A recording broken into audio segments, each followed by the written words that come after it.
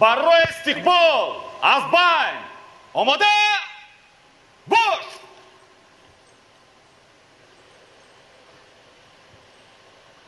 جناب عالی سروزیر جمهوری اسلامی پاکستان باتالون قراول فخری با مناسبت تشریف رسمی شما به سرزمین جمهوری تاجیکستان صف آراسته شد.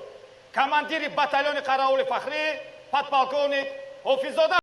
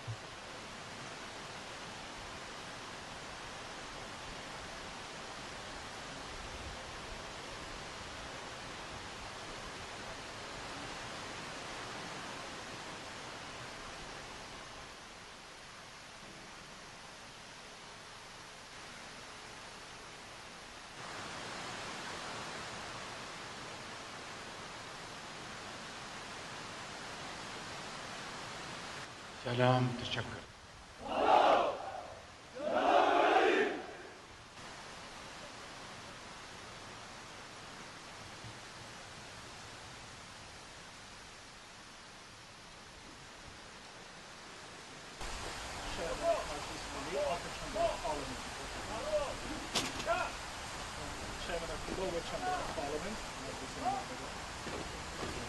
Prime Minister,